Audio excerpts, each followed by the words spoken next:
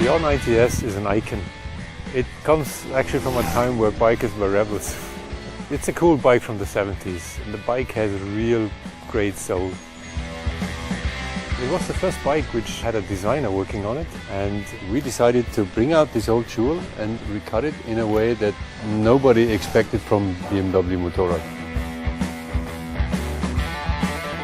We were looking for a partner with the right spirit and knowledge how to build a high-performance bike. And we found him, actually in California.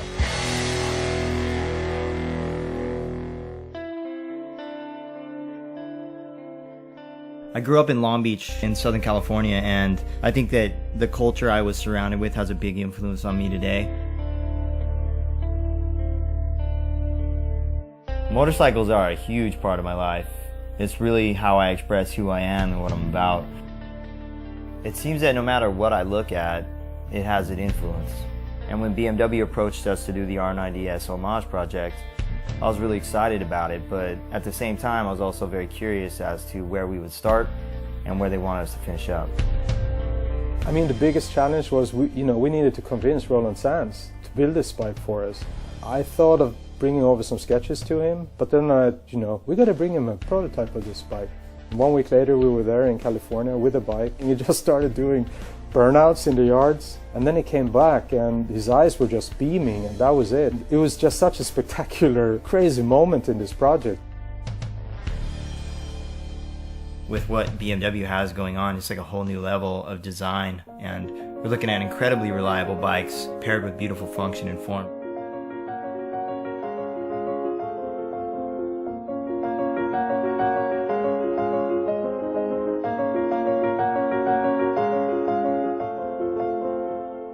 What I really love about motorcycle design is that you get to design every bit and piece of the bike. But that's also the challenging bit, because you got to understand every piece and bit of the motorcycle. When you're working on a motor, you got to know what goes on inside of it, otherwise you can't really design it in an honest way. And that's the quality I see within my team.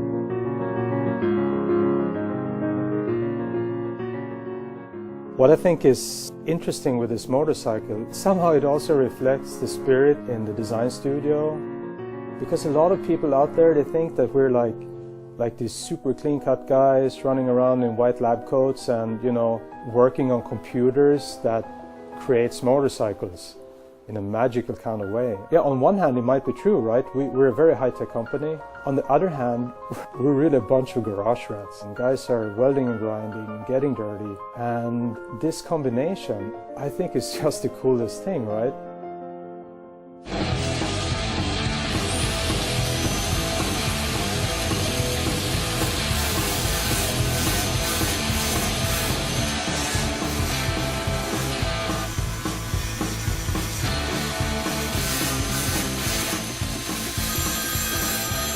Yeah, hello.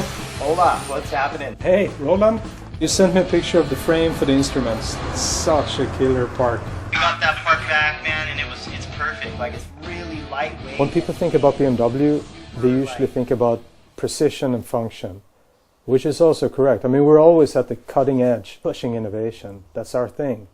But this bike is a bit different. This bike is about heart and soul and garage spirit. This bike is all about emotion. I wasn't expecting it to. What I really like about this bike is that mix between old classic style and new technology. Like, the bodywork is very simple, very clean. It really captures that pureness of the R90S. And then we have all the technology where everything is just littered with the best parts you can get that really speaks high performance. When BMW came to us and said they wanted to do the R90S homage bike, it was a really big project just in general, but we really attacked it from both ends. So it was not only aesthetically correct, but then the fully functional aspect of it as well. All of us had the same vision, which is pretty, I think, unique when you pull people from such different parts of the world together. But I think that it really shows in the end result.